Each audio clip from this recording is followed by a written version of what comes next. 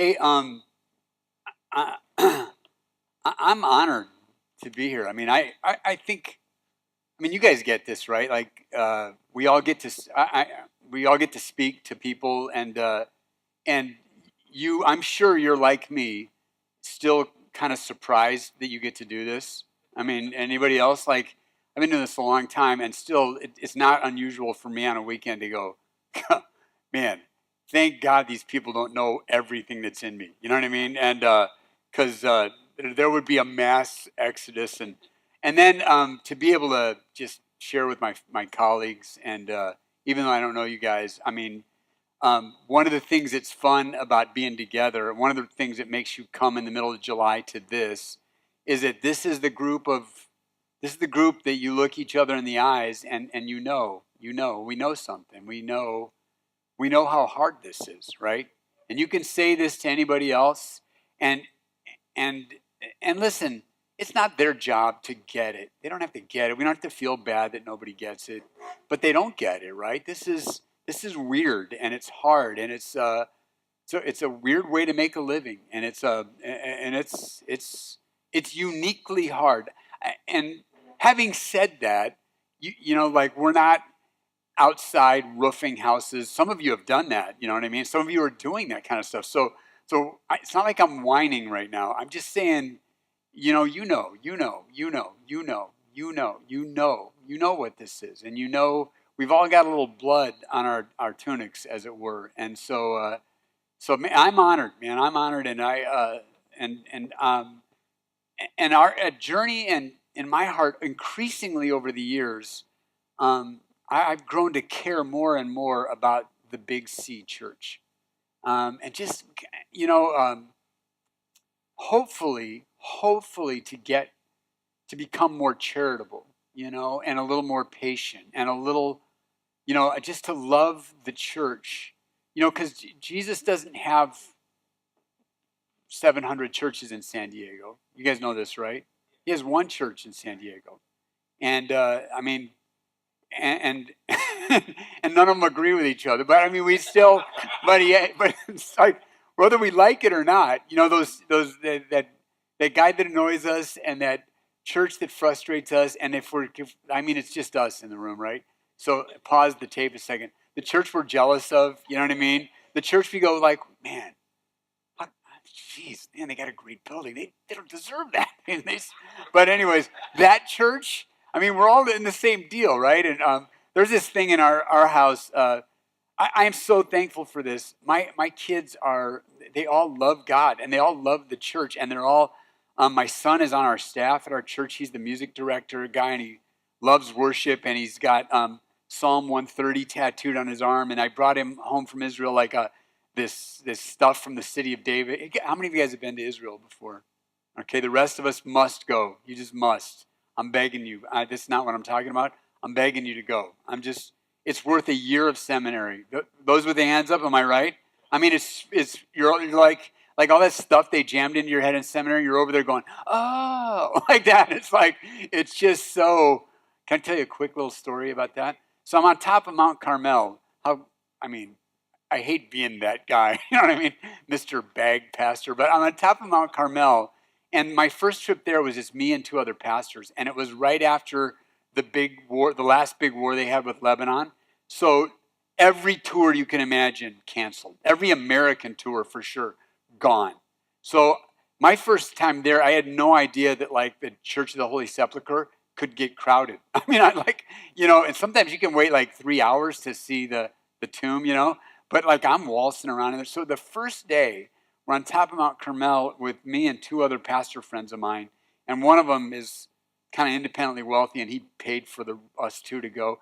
And we got this guide that subsequently became a dear, dear friend of mine, um, and was the guy that helped me get it on why Jewish people are so resistant, are so unlikely to trust Christ. That's another story. I'd be happy to talk about it if you want.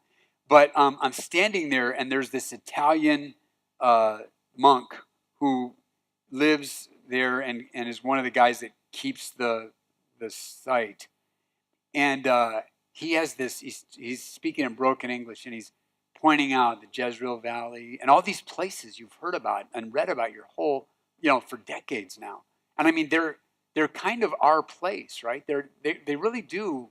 That's home for us. That's as much home as San Diego. Like you feel like all these places. I name them, and he says there's Mount Tabor or Mount Tabor there, and there's this this pattern in the Gospels where Jesus is replicating the ministries of Elijah and Elisha, feeding the 5,000, all that stuff. And there's something I never saw, and you would never see from the text. You'd never see this. But on Mount Tabor, it looks like this from Mount Carmel. On one side is Shunem, where Elisha raises that. And on the other side is this little village called Nain or Nain. And Luke 7, right? And it's like there's this parallelism that you don't get if you're not in the land, but that the writer totally intends you to get. Are you feeling me? It's like, and my guide said to me, he's one of the smartest guys I've ever known. He passed away a couple of Christmases ago, broke my heart. But he said, hey, I don't want to insult you guys, but until you know the land, you don't know the Bible. And I'm like, shut up. And so I had a great comeback. But anyways, I'm sorry for that excursion. But so I was, when you guys asked me to speak to you, or at least one of you guys asked me to speak to you, I was praying about what could be helpful, and in my, the older I get, the more I like that category, and I like that word, helpful. I'm totally down with true. Yes, true. And true is good and beautiful. And true ultimately is helpful, crazy helpful. But I think as a place of engagement to the world, helpful is a great categorical place we can go and engage with people, right? And I'm thinking with you guys, right? Like, I'm sure that we could find stuff we disagree on or little buttons I could push, it would, whatever. But I thought, what could be helpful? And so here's the problem I had in thinking about this. I'm not a church planner. It's been a long, long time. My first church, when I became a Christ follower, I was a totally unchurched guy. And when I say that, I mean I had never been inside of a church, ever, for any reason, until I was a junior in high school, And this guy, a 2 doors down neighbor, leads me to Christ and then takes me to his church, which is this Southern Baptist church in Orange County, where I grew up. And I felt like I was entering this weird world and it was just, everything was weird about it for me. I mean, from everything. And I didn't get who was who. And my brother had been to church 5 times, and so he was the family religion expert. Like, just so you don't, 5 times in a row. All right, so we walk in, and there's these guys very seriously handing us, the bulletins. You remember that? Handing the bulletin. They both had these ties on, and they're kind of overweight, kind of guys where the tie sticks out like that, And they're handing these programs out. And I said to my brother, I'm going, who are those guys? And he goes, and seriously, heart attack, he goes, those are the bouncers. I'm like, all right. He's like, he goes, you get out of the line. They're going to deal with you. And I'm like, all right, dude, I'll behave, And so, and I'm just doing that who's that guy? Who's that? Why is he up front, right? So anyways, I did that for a few weeks. And then here's the awesome thing. It was a Southern Baptist church. So I'd been a Christ follower maybe 2 months, and the church split. Like they had evening services, which I finally figured out that they weren't the same as the morning services. This was back in the day, right? And so I started going to those. And so I innocently went to one that was called a business meeting. You know what I mean? And little did I know, they were going to tell the pastor to hit the road. And I'm sitting there going, I thought you guys were all cool and nice and everything. And so I ended up and they started a church. And so my first church was a church plant. But that's been I'm just being real with you. I mean, it's been years since I've been a part of anything like a church plant. So I don't really have to be I don't have any nuts and bolts for you. Like anything that's about church planting that, I could guess if you want. But You know, like our church is kind of big. We just turned 25 this year. A couple months ago, we turned 25, and you know, we got a budget that's huge, big, not huge. I wish it was huge. It's just big, but so I don't. And since none of my staff's here, I can say everything at my church is awesome. You know, and but Trevor Davis, some of you guys know him. He's thinking about coming, so I better quickly say there might be a couple of things that aren't awesome, but honestly, I I don't know if you guys would be this way. There's things that I'm like really stoked about Journey and what's going on. I mean, really stoked about. And then there's other things that I'm really not at all stoked about. And some of those I know what to do and just got to get around to doing it or making somebody else do it or something, right? And others I don't really know what to do. Like last year we were sued twice, two different times. I was actually spent a week sitting outside of the courtroom, and they're both absurd. If you want, I can.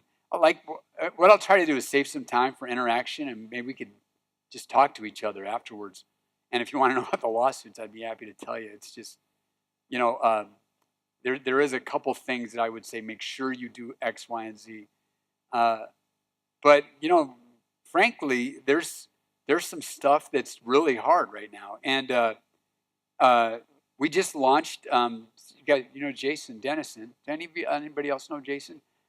We just launched our number 2 guy. He was our worship leader for years. He's been at Journey as long as I have, and we're really good friends. And I've watched his kids be born and grow up. And he's felt a burden he had to get out and go start a church. And so he's down in East Village area. And I would say we did okay at launching him. And we, you guys know how this is. The verdict's still out whether this is going to work, right? Because right now we're sinking a ton of cash into this. And I mean, you guys have started a couple churches, and so we're praying, and I invite you to pray with us. But thank you. But it's not like I have much to say about that. Like 4 steps to a successful launch. I don't know if I have any steps. I could have 5 things not to do. So, number 1, spend a lot of money, and I mean a lot of money. And number 2, make sure that people get their feelings hurt along the way. You know what I mean? So I mean, there's Jason's kind of we're just regular guys that are trying to do this. So and all that, some of you are going to take notes. You're closing up your book right now going, yeah, all right, thanks, Ed. Can I go get another sandwich while you're talking? Yes, you can, by the way. But so I was asking the Lord, like, so what am I doing, Lord? What do you want me to say to my friends? And I think I got something for you. I think I have a word, and it's and maybe this works for you, or maybe it doesn't. And it's this. It's just how not to quit. That's the one thing I know how to do is how not to. At least, what time is it? At least as of now, I haven't quit yet. And and you guys know this. I love talking to you guys because I don't have to set this up. Like we can all think of a long list of Bible characters that wanted to quit, right? I mean, that wouldn't even be hard for us. It's so common. And I love in the prophets, dude, they go next level on this thing. They're like, just kill me, God. Just freaking kill me right now. I don't even want to breathe anymore. It's like I was thinking of and this verse popped into my head last night where Jeremiah says, God, you host me. You know what I mean? He says, you've deceived me. You totally fooled me. You kind of juked me. I thought it was going to be this, and then it was that. I mean, you know that. I mean, he actually says that. I'm not making this up. And of course, there's Elijah, and then just to get a smidge more modern, like, the Michael Jordan of our team, the Charles Spurgeon. If you ever read anything by him, that dude, he wanted to quit on an hourly basis, it seems like. I mean, here's a guy that could preach to thousands, know every single name in his congregation. As he's preaching, the legend has it, who knows if any of this is true, as he's preaching, he would pray for his people by name. I can barely keep my notes straight, you know what I mean, and remember my own name, and he's like preaching and praying, and every single sermon goes straight to a book that people still read today. I mean, Piper did this thing, little spiel once called "Mountains are to be admired, not mimicked." And I think, God sometimes raises up people like that, where you You don't try to do that. You just go, whoa, wow, God, that's cool. That's really cool. But you guys know this, right? I mean, you've heard enough virgin stories to know dude wanted to quit a lot. And so, and honestly, I regularly struggle with this. I was doing a talk for a bunch of FCA guys once, Fellowship of Christian Athletes. Um, and somebody, that we were doing a Q&A, and somebody says, did you ever, sometimes I feel discouraged. You ever feel, I'm like, dude, I have a weekly thing. It's usually on Monday, and it's like, I even have a little song, you guys remember the Claymation Rudolph with the Abominable Snowman and stuff like that? Remember that? And you know that song, why am I such a misfit? You can't fire me, I quit. I mean, I sing that to myself sometimes. And I have a few other swear words I throw in if it's been a rough weekend, And for me at least, this usually takes the form of I suck. I would love to tell you I've got this great self-esteem. And in my own brain, I think it's kind of an accurate self-esteem, but it's like I often feel like, man, what am I even doing here? Like, what's going on? And like a little side note, even like when I go to learn from another church, I'm going to go visit a church this weekend. It's super easy for me to cross the line of learn from over to compare with. You know what I mean? And see anything. Like, I'm sure I'll find something here to go drive home and go, God, man, we need to step it up. Which is great to learn from, but there's a sinful place you can go, right?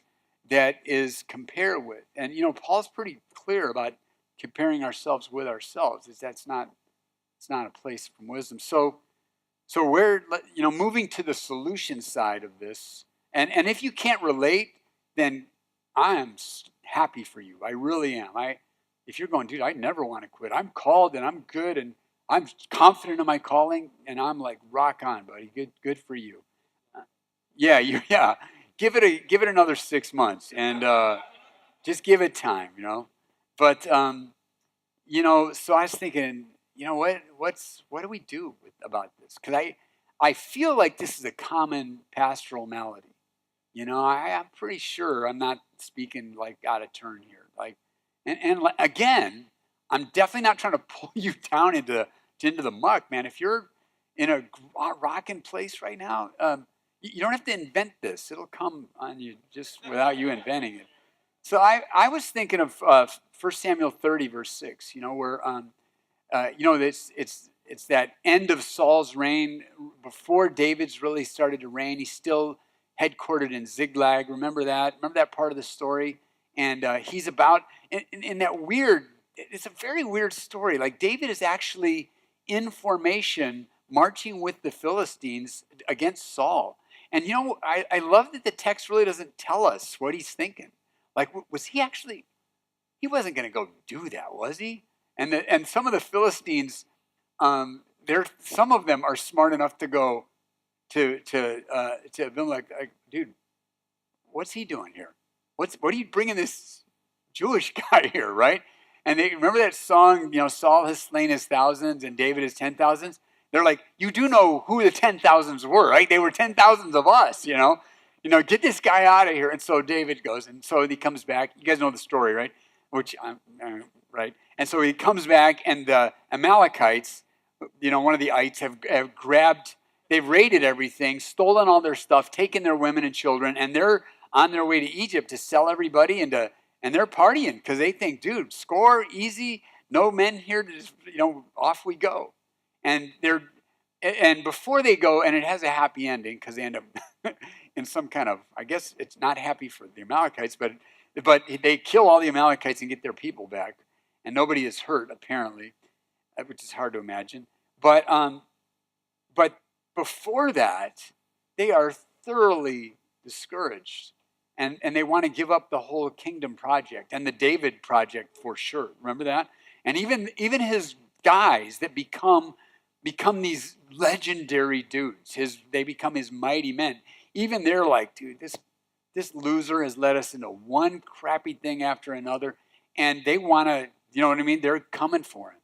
And there's this, I don't know if you guys want to look it up on your phone or whatever, but 1 Samuel 30, verse 6 has this cool little thing. It's just a sentence, but I figured, you guys read the Bible so you can fill in the other parts on your own.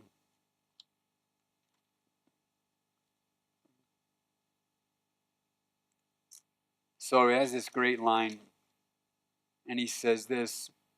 It's the last sentence of the verse. Says, but David strengthened himself in the Lord his God.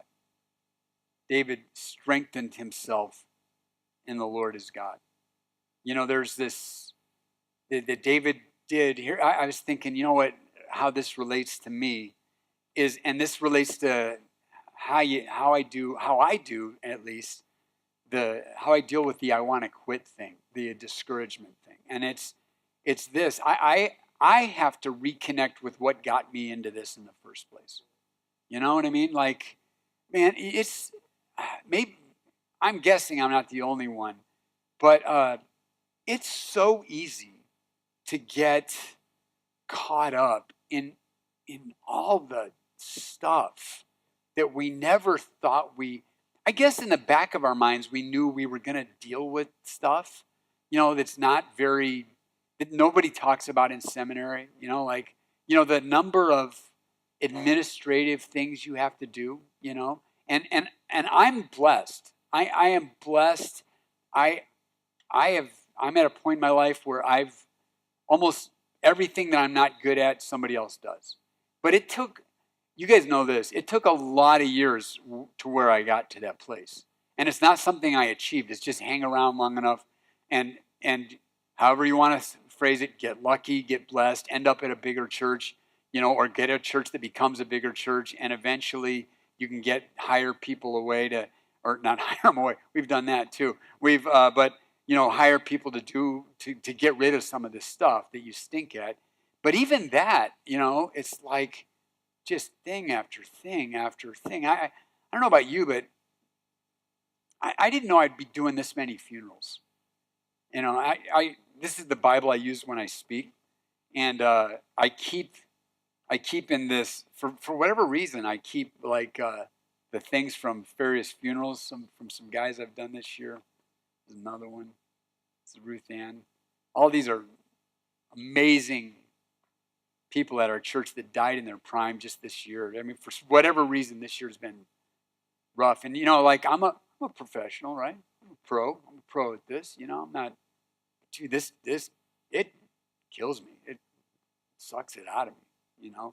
And then all the less dramatic stuff. Like the city of La Mesa just told us we've got to replace some you guys know what a backflow is? You know what that? I don't know. I didn't know what that is till I'm a church guy. And here's what I do know about them. They're very expensive. And to keep the poop from flowing back into your church, apparently, and ours was fine apparently, except there's a new code. And now we got to do a new one, and here you go. That'll be $80,000. And we were going to do something really cool with that, like some LED screen, whatever. Instead, we're going to have a flow. So whatever, right? So David here. So I got to regularly reconnect with what got me into this in the first place. And since I'm talking to fellow pastors, this Hebrew word hezekir. You guys remember the stems and all that in Hebrew? It's a hithpael stem, and I won't go. Oh, what is that? Well, it's about two things: intensity. And it's usually a reflexive verb, like you do it to yourself. Isn't that interesting?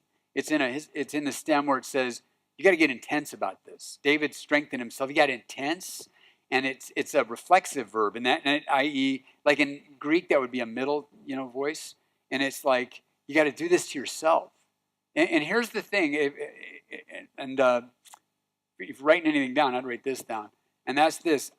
I have found, and I am absolutely convinced of this, that my number one job, like what my church pays me for, and what my board should hold me accountable for, is this. My number one job is to keep myself connected and encouraged.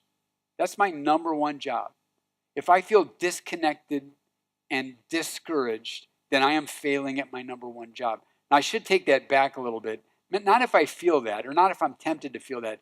If I live in that place and I'm not taking steps to get out of that place, I am not doing my job. You guys have heard of George Mueller, right? Like, right? Yes, nod your heads, or George Mueller. If you haven't, he's one of those like Hall of Fame paragons of the faith guy from back in the day. I think 1800s, if I'm not mistaken. And amazing guy of faith, like crazy faith, and he moved through prayer alone. He moved millions and millions of dollars into the kingdom and into the kingdom work. It's an amazing dude. He used to say this, my first duty, and he was busy. He was a big time dude, busier than any of us. He says, my first duty is to get my soul happy in the Lord every day. That's my first duty. Before I do anything else, I have to get my soul happy in the Lord. So here's what I would say, and I'm going to just kind of put over you a shield against anything that's like performance. That, like, most of us pastors, we don't lack sincerity, right?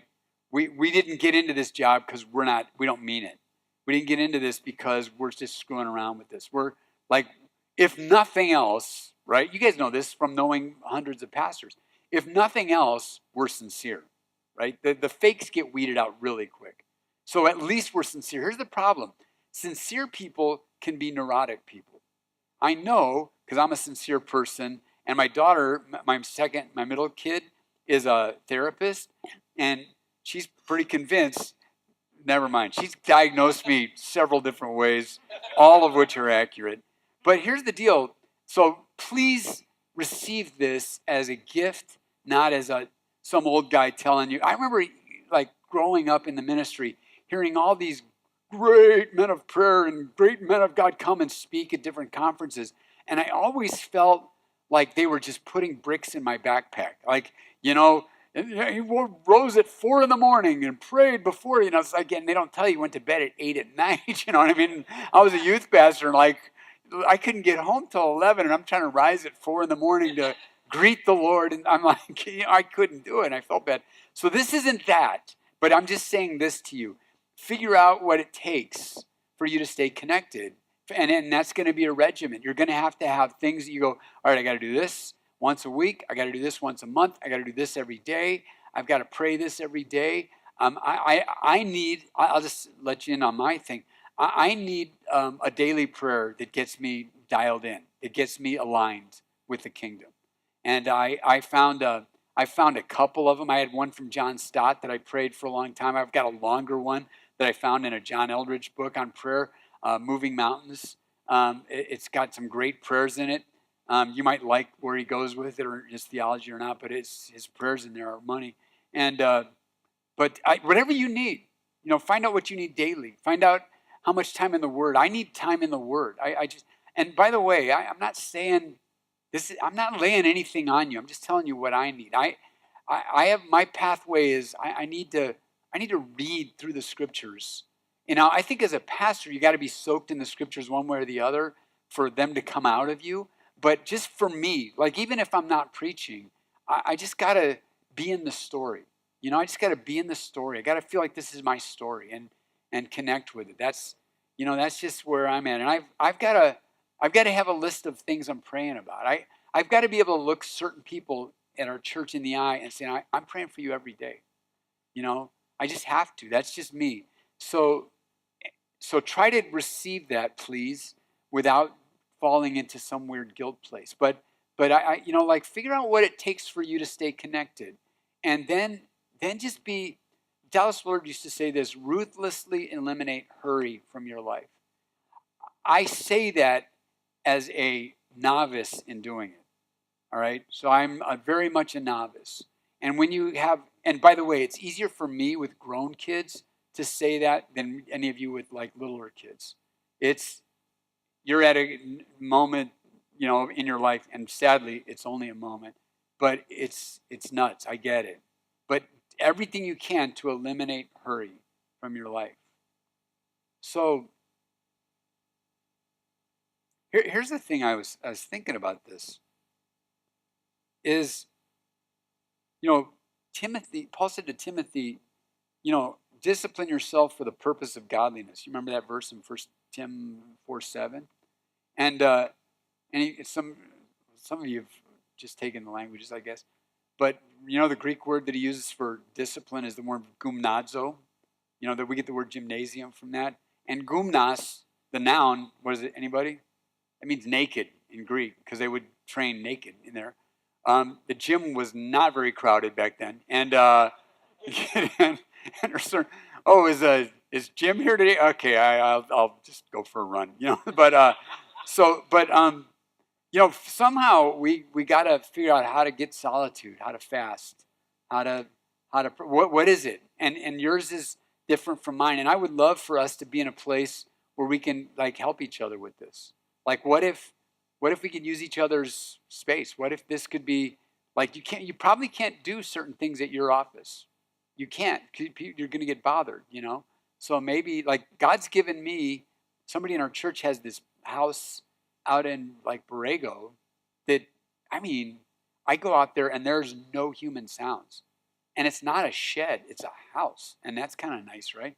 And so ask God to give you what you need for that. Does that make sense? Are you good? Are we good? All right. So I was thinking, okay, what else strengthens me in God? What else can I pass on to you? How else can I not quit? And I was kind of just thinking, since I'm the old guy in the room, just part of my story has been this. I think this will keep you in the game. I think. Now, feel free to this one. I don't think anyone's going to disagree with anything I've just said. No, I don't think we need to read the Bible. Okay, whatever, right? This one you might disagree with, so take it and hopefully it'll be helpful. So I would say this: be open to conversion. Be open to conversion. And here's what I mean by that. I know that in my history with God, I've had moments, and they're usually not a second. When I say moment, it's like a 6-month period where something happens and God brings me to a place that's so dramatic. Maybe that's the wrong word. That's so impactful on my paradigm that I look back after I'm through that moment and almost feel like I'm not sure I was a Christian before that. Now I know I was. This isn't a perseverance of the saints discussion here. I'm not talking about that. I'm just saying moments where and it's often for me. Now this is kind of part of my pathway. It's often through God messing with my thinking. And often, in fact, I'll tell you, I'm going to give you some of my paradigms, and they all have names. Here's 4 of my paradigms named. There's John, Dallas, Jack, and John Paul. Those are 4 of my paradigm shifts, 4 of my conversions, and 4 of my revolutions, I sometimes call them. And it's where you come to a moment, and for me, each of those are a book that I read that it so transformed me that it sent me down a path that made me think, how did I miss this? How have I been and these all happened while I was a pastor. These are well post-seminary. After I had my theology all squared away, which you don't and I don't, but is best I thought, right? And so I just thought, well, I'm going to tell you about those. And then there's one that I'm going to slip in there that I'll actually preface everything with. It was my prayer conversion, but it doesn't have a specific name to it. And it has, I'll give you, you guys are book people, I'm guessing, so I'll give you books. All of these were books that I read. So the first one was my John Revolution. I remember in the early 90s, maybe 90 actually, I read Desiring God by John Piper. And by the way, I'm going to give you names, and I'm not asking you to buy everything that any of these guys sell. You could take pieces of it, and just do what you want with it. Or you can take none of it, whatever, except Dallas, and you got to take all of that or you're not a Christian. But I remember reading Desiring God, and it was like a light went on in my head and a fire started in my soul that just changed me. And understand this, I didn't come to Christ as a kid from a Christian home. I never had that. How many of you were raised in a Christian home? So most of us, right? How many of you were not raised in a Christian home? Just kind of, sort of, just me? You guys, did any of you guys ever, well, you probably have younger people in your church, but anybody work with youth ever? You know what I'm talking about? Like those kids from, especially Christian school and Christian home kids, they have that glazed over malaise that you have to shake them out of. Something like that's your job as a youth guy, is to shake them out of this somehow and get them to like actually know God, you know. And well, I accepted Christ when I was 3 and at this thing, so I'm fine. I'm not going to hell, right? Are we good? Okay, then leave me alone. So I mean, you got to shake them out of that, right? So I never had that. It was very clear that I wasn't a Christ follower. My brother, the one that was the church expert, died of a drug overdose after spending years in jail. My family was a wreck. There was no like, oh, were we Christians before? I remember coming home from school as in grade school, and I said to my mom, like all my friends were talking about their Catholic church they went to, and I said, Mom, are we Catholics? And she goes, hell no, we're not Catholics. And I said, well, what are we? And she goes, well, I don't know, but we're not Catholics. I'm like, oh, okay, all right. So I just find that funny. But I was listen, I got it. I was one of those guys that like had a darkness to light, but there was something that happened, a God-centeredness that I got that somehow Piper led me into. I remember when I first met him, he was speaking up at Biola, and I found him, and I just said, did you ever meet any of your heroes that you never met? And I'm like, it's like I was meeting a movie star. So I'm sure he's thinking, I need to write a book with that guy. And but I just said, I just got to thank you. Because if any of you ever met John Piper, he's kind of an interesting guy socially, right? He goes, I know. And I'm like, oh, okay, good. He probably has a lot of those people, I'm guessing. So anyways, it sent me in a trajectory. It was like that. And I devoured everything that I could that he wrote. I listened to every sermon. This was pre-podcast, this was pre-internet. So that was actually a finite amount. Now you can't do everything, because there's, But I listened to every sermon I could, bought tapes, I even read that book, Future Grace. Anybody read that? That's like that thick. And it kind of says the same thing over and over and over again. But I read every word of that. I mean, it just kind of rocked my world. And what it did for me is it opened up to what I think is one of the most basic things about ministry and about life with Jesus. And that's the first line of the Lord's Prayer, hallowed be thy name. Like, there's a reason Jesus starts with that. And you guys know, right? I mean, the verbs in the Lord's Prayer are all imperative. They're all imperatives. Hallowed be your name is not, we start with praise and then we move to, no, that's the first request of the Lord's Prayer, right? And they're all commands. Isn't that weird? I think we should picture the Lord's Prayer as us standing with Jesus and commanding these things over our world. I don't think we stand and command God. I think that's a little inappropriate. But I think we command with God. And by the way, you got to do something with the fact those are all imperatives, and that's what I do with it. But that was my Piper conversion. Then I had my Dallas Willard conversion. I remember it's about a 454-page book, Divine Conspiracy, and about a 454. It is 454, and at least when it first came out in hardback. And the first 50 pages, I noticed I had underlined every sentence. And I had to grab myself and literally go, Ed. If you underline every page or in every word, kind of defeats the purpose of underlining. You know what I mean? It's like, but I'd read a sentence and go, oh God, I need to remember this the rest of my life. It took me 8 months to read that book. But it totally changed me. It marked me in a way that I can hardly, and what it did is it changed the way I do church. It changed how I define success. It it changed what I defined as the gospel. And it got me serious about saying, all right, Ed, transformation, Romans 12:2, is on the table for us and for our people. It's on the table. It's not something that we just go, well, I'm going to suck till I die. Well, kind of, but there is a sense in which, you know this, right? This is a pretty famous verse. Paul says, don't be conformed to this world, but be what? Transformed by the renewing of your mind. Metamorphazo is the Greek word there, like be metamorphosized. And it's this weird, I can do this with you guys. It's a weird passive imperative. Isn't that weird? We don't do that in English.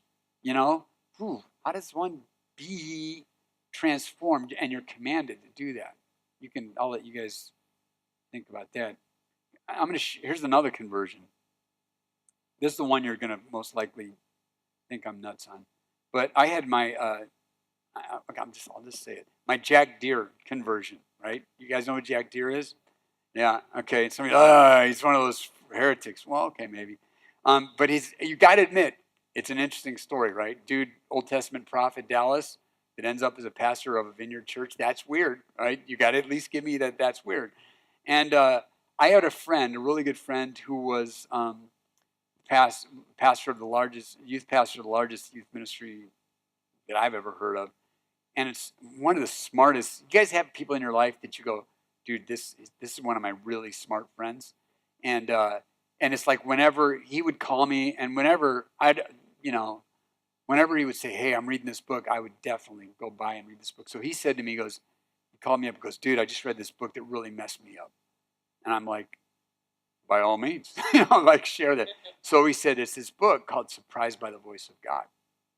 And then he told me the story, and I'm like, that sounds weird. Now, I grew up pastorally.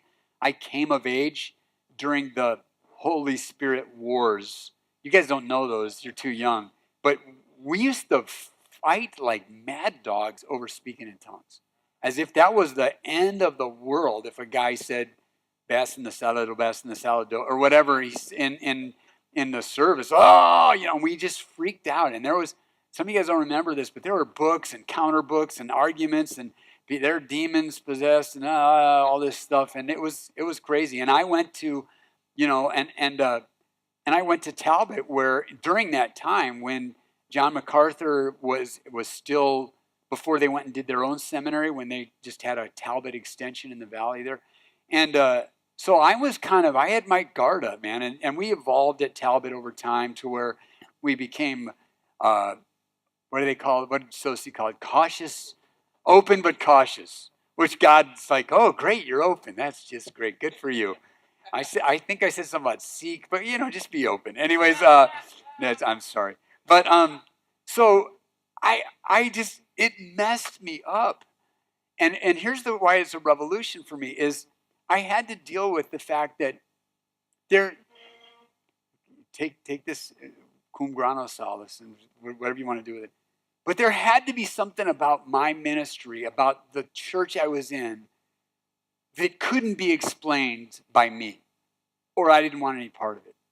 If you could explain everything about Journey by, Ed's good at that. Oh, he's got a great staff. Oh, they're sharp people.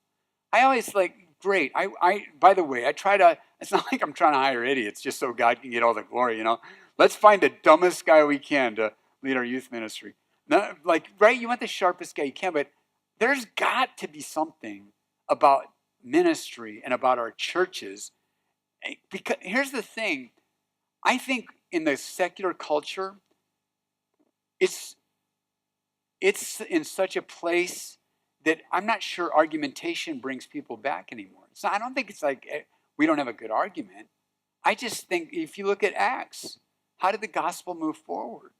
Well, I know there's different ways to deal with Acts theologically, but how the church in the first couple of centuries grew was by love, by inexplicable love. Like we were the ones picking up exposed babies and raising them as our own. We were the ones that were bringing widows into our families. And by the way, I love that God's given our family, like we have 3 adopted people in our family. One's a same-sex attracted guy who just is never going to get married, and one's a widow, and the other's a single woman it's just she's going to be single her whole life. It's like they need family, so they go on vacation with us. They do, it's like that's what we did. We did that, and here's what else we did is the power of God was on us, right? People got healed. People got words from God, and I felt like the Lord was leading me to share this story with you. So a few years ago, we had 2 young men die in our church on the same night. Like one was in the evening. He was running at Lake Murray, trying to get himself in shape, and dropped dead. He was 50. He dropped dead. No, he's 40, 45. And there were 2 nurses running right behind him. And when I went with the widow, who's in our family, to identify the body, which was fun. He had these marks on his face. He didn't even put his hands out. He was gone. Now, not a bad way to go, right? You're jogging along and like, Jesus, what are you doing here, bro? It's like, oh, okay. But suck city for everybody left behind, right?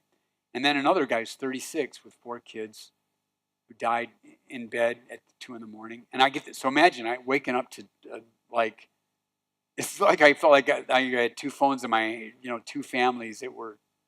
And so the mom of the 36-year-old and the wife of the running guy,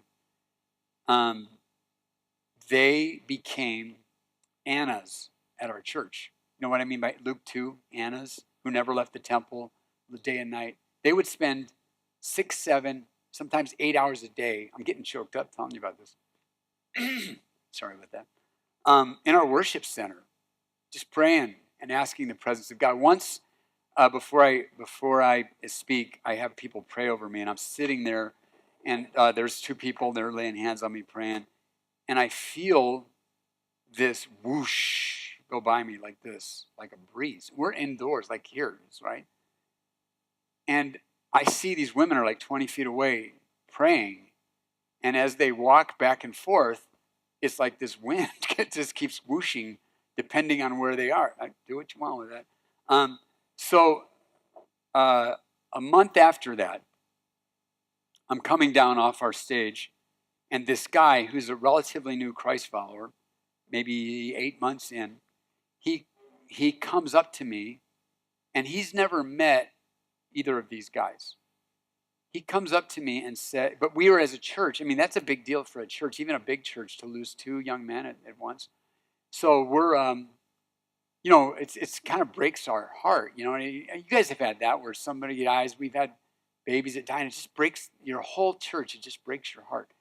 So I come down off the stage, and this guy says to me, he goes, I feel like this is nuts, but I had this vivid vision of Chris was the name of the guy with the 4 kids who died. And he was like walking into this place that I can only imagine was heaven. This guy is so new in the Lord, he doesn't even have a theology of any kind yet. Well, after 8 months with us, he does, but seriously. So he goes, and there was this 5-year-old girl that I just, in the vision, I knew she was 5. And little girl, and she reaches up and she grabs his hand, and he's so happy to see her. Chris was a big guy. He picks her up and holds her and then puts her back down, and she leads him into this place, and then I lose sight of him. But I knew it was heaven. Somehow I knew. This guy's telling me this, right? So I'm like, oh, well, that's cool. I don't know what that means. I don't know if it's real. I don't know what that is. If it's a daydream or he's just wishful thinking or whatever. But he didn't know Chris, and he didn't know Wendy, his widow, or their kids. So I told Wendy this, and she explodes in tears because, anybody want to guess where the story's going? About 5 years and 2 months ago, they had a late-term miscarriage, and it was a little girl, and was really sad for Chris because he really wanted another little girl, even though they had the 4 kids already. And I'm like, wow, what do you do with that? And one thing you do with that is you just go, and here's kind of became a byword for me, and that's this: presence is the point. The presence of God is everything. If we have it, we have everything. If we don't, which is why staying connected is the bottom line, right? Presence is everything. And so, like, when I pray before every weekend, I walk around our church. I mean, I do what you guys do, I'm sure. And I lift my hands over different parts of the church. And I'm just begging God, saying, God, you got to show up in a way that people will get. Like, they got to get it. Because I figured this out a long time ago. There's no reason people want to, like, why would anybody come to, because our music is awesome. Because you can go, you realize you can go to any bar in town and hear great bands, especially in this town. There's lots of great music in this town. And certainly there are smarter people than us, that people, especially now, they can go on YouTube and hear, the Church of Jordan Peterson or whatever else they're into, right? There's plenty of smart guys to listen to whatever your persuasion is, right? But the presence, right? And by the way, that's our argument to our people as to why you don't lay in bed and podcast the sermon and why it's not the same. It's just not the same. It's presence. I'll give you one more quick one, and then I'm going to pray for you if that's cool. When do you guys end? 1:30? Okay. Here's my third one. Again, you might not dig this, or you might. And it's my John Paul II revolution. And I forgot to tell you, now I'm a Catholic priest. I've gotten rid of my wife and kids. No, I'm just kidding. But what happened with me here, and this is, remember the theme. The theme is how to not quit. And one of the things that makes you want to quit is when you come to places and you just go, I don't know how to do this. I don't know how to do this. And I felt like, okay, you guys, we're probably all in different places here. So this is first person. This is autobiographical. I'm not telling you, I sincerely mean this. I'm not telling you what to do. I'm not even suggesting you should do any of this. I'm just saying what's kept me from quitting. So one of those places I came to was, how do we talk about sexuality? And specifically, the issue that's like, I would love to escape this issue because I'm just tired of talking about it all the time. But the LGBTQ or whatever you want to call it, whatever those issues are, how can we talk about this? Because we know, you know, and I know, the gospel is good news. The gospel is, there's a reason it's called euangelion. There's the U on the front of angelion, right? You guys had Greek. You know what I'm talking. It's good news. It's the best news. It's a treasure hidden in a field that for joy, this is a big Piper thing, right? This is one of his main things. For joy, you sell everything you have. Just go, oh, the treasure. We're not asking anyone to take one for the team. You know that? Like, we're not asking anybody. God's not asking you to take one for the team. Like, we're doing this because we just get more from God. Yes, it's hard as Hades sometimes, but we're not taking one for the team, and we're not asking anybody to just grind their teeth and grit their teeth and grind it out and just be a good boy so someday you don't go to hell. That's not the gospel, right? Now, not going to hell is a big plus if you ask me. But that's the message. You get God. Right? You get the treasure hidden in a field. You get the pearl of great price, right? Yeah, right? Nod your head. You're at least with me there. But here's the thing is, by the way, parenthetical point, there's a couple of lectures that, you guys know who Carl Trueman is? Carl Trueman. He's a church historian. He's at Princeton right now, but I think he normally is in Philadelphia. Is he at Westminster? At Westminster there? Seminary? Whether you're Reformed or not so much, it doesn't matter. He's a brilliant guy. And he does a couple of lectures at Reformed Theological Seminary in D.C. If you search on YouTube, I made my whole staff listen to those, and they're about the issue is, how did this transgender thing, how did our society change so fast on this? And he traces the intellectual history of that. And it sounds all, highfalutin. It's really super interesting. And I think you'd dig it for sure, and your staff, and some of your leaders would dig it. But that's a side point. So, like, one of the things Truman says is the reason argumentation doesn't work is because we didn't get here from argumentation. We got here from sentiment. Remember when the Supreme Court ruling came out?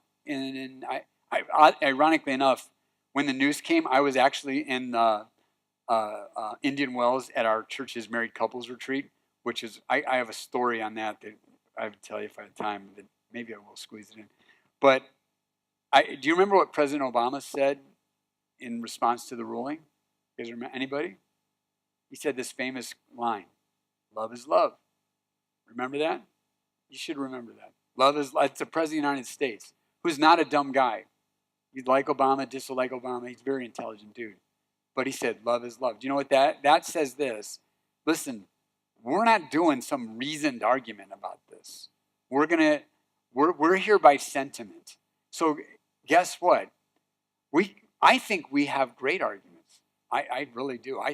You guys are probably like me. You're probably those geeky types that will occasionally, one of your guilty pleasures is, go on YouTube and watch William Lane Craig smash some poor atheist guy that thinks he can. I remember one he did with this guy from Ohio State, and I actually ended up feeling so sorry for the guy and rooting for the guy afterwards because it was like the guy was on his back just like, and it was a guilty pleasure. Like I said, I'm not saying we should enjoy that, but it is fun. You got to admit. It's like watching an MMA fight. You don't want to admit that you paid for that, but you do it anyways, right? So, anyways, so I'm thinking, I know what, I think I know what the scripture says. And I'm one of those guys, I think I can look you in the eye and say, I've read pretty much everything I can get my hands on from both sides of this issue. I mean, we've done at least 3, what we call theology days at our church that have been about this issue, where I'll have our staff, and staff and leaders, like I'll give them articles to read and things to talk about, and coach them up on linguistic issues, and all the all the nonsense around arsenokoites, that verb, that noun in 1 Corinthians 6, blah blah blah. You guys have maybe done that kind of stuff. So we've done that, but I still was like, and we had a guy on our staff who's a kid that has been in our youth ministry forever, not forever, for his growing up years, and then he came on our staff, and he was gay, and then went out in the world, became HIV positive, came back in repentance. We prayed over him, and by the way, he's doing great, and but he really, was helping me understand what's going on out there. So here's my revolution. So I ran into, actually my wife was working for I'm kind of laying some of my cards on the table here. My wife was working for this organization called Life Perspectives, and they were trying to work upstream on the abortion issue. You know what I mean? Instead of fighting down here to get legislation passed, to go, let's go. And it was amazing. She was getting invited into public high schools all the time to do presentations, and they'd have like a Planned Parenthood person, and then my wife there. And if you knew my wife, you know my wife, it would crack you up because she hates public speaking, hates it. And I'm like, dude, I'd even be afraid going into like a public high school doing this. And she's there walking in. I'm like, honey, you really want to be doing this? And I like you. I want you to, still enjoy your life and stuff. But anyways, so they decided to write a curriculum on sexuality that at least Christian schools and maybe Catholic schools, and maybe they wrote a public school version of it too. And she looked at every single Christian school curriculum, she looked at everything that's out there, literally, exhaustively, like you do for a dissertation. She just read everything there is on sex ed, on, sex in the body and stuff like that. And here's what she found. All the Protestants handled it like I kind of did as a youth pastor, like as it would fall in their curriculum, it would fall under health ed. You know what I mean? So, like, listen, you don't do any of this stuff. Don't do this because it'll ruin your future marriage. You could get a disease. Um, God won't bless you. And someday, when you do have sex in your marriage, then it won't be as good and you won't have it as many times or whatever motivation we would tell people to get them to holster. You know what I mean? And it's all guys. Oh, wait, I forgot we're getting taped. Edit that out. But here's the thing. All of a sudden, she ran into all this Catholic curriculum where do you know where they put that same subject? They put it in their theology classes under when they would teach about justice. And I'm like, well, looky here. I think we don't get something. Because you guys and I know, like when the gay community talks about the 7, have you guys heard this term, clobber passages? Yeah, you've heard that term? We both know, we all know, we could take all of those out of the scripture and it wouldn't change the teaching of the scripture one bit. Those passages are little tiny manifestations of what the Bible says all the way through. You know that, right? And so what happened is this. She ran into this elephant, or into this albatross, this California condor, this large, beautiful thing that was in plain sight, but it's some of our Catholic brothers, they were feasting on it, and we're trying to, make tacos out of a few Doritos and a can of beans, and they're over there at, like a surf and turf burritos, it's like, and it's this thing that Pope John Paul wrote, this massive thing that, to be honest, unless you like dense, and I don't mean like the stuff you read in undergrad, but like dense philosophy. He was a philosopher before he was the Pope. And I've taken a few runs at it, and it's too thick for me. But he wrote this thing called the Theology of the Body. And it's a series of lectures. And then there's a popularizer of it that we actually had at our church last year, a guy named Christopher West. And he wrote a book called A Beginner's Guide to Theology of the Body. It's not a book for your people. It's a little much for them, but it would be a great book for you guys. But I'll just give you the revolution and then I'm going to quit. But the point is, here's how I think that it got me through to where I feel like, all right, this isn't going to be easy, but I think I know, I think I can do this now. And it's basically this. It's let's have a bigger conversation. I'm just going to really dumb this down. Let's have a bigger conversation. Let's have a vision. Let's have a conversation about what's the purpose of life? What's the purpose of your body? Why are you here? Here's the thing too. A lot of us, the way we preach the gospel, we're really Gnostics. We're thinking Gnostics, and our gospel is a Gnostic gospel. Our gospel is a get the heck out of this body as fast as you can, and it's going to be a lot better and whatever. And none of you, but other guys, not us, are Gnostics. And this reacquainted me with, well, what is the purpose of this? And I'm not sure it's going to work at Journey. What we're trying to find a true third way that can say to people, you're welcome here. You can have conversations here. Now, we have to have this solid, here's how I put it.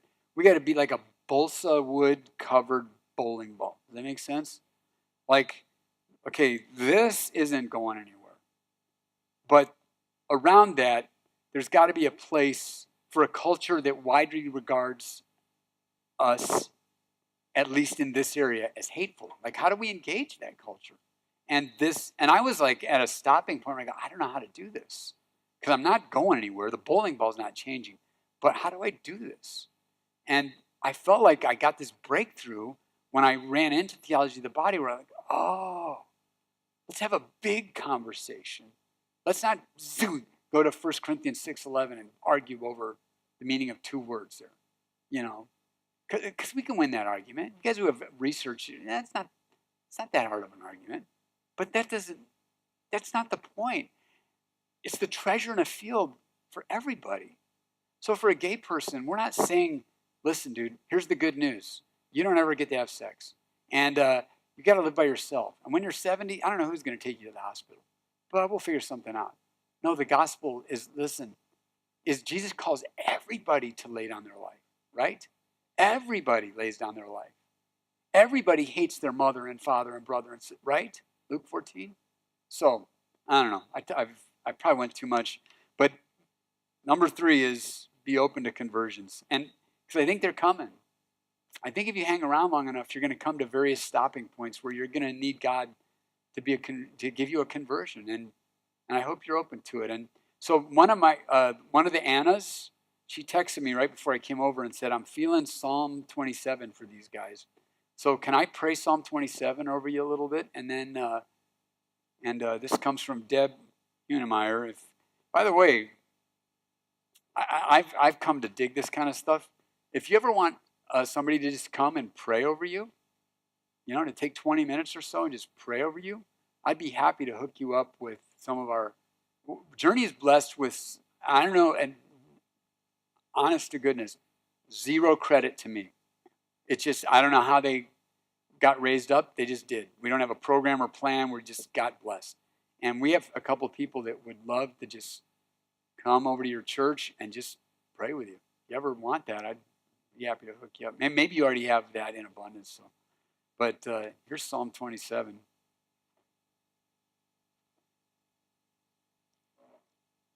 So why don't you close your eyes and why don't you put your hands out like this? Just let God put something in there. Maybe there's nothing I said that resonated with you, but maybe there's something right now that God's going to give you. So this is the word of the Lord for you.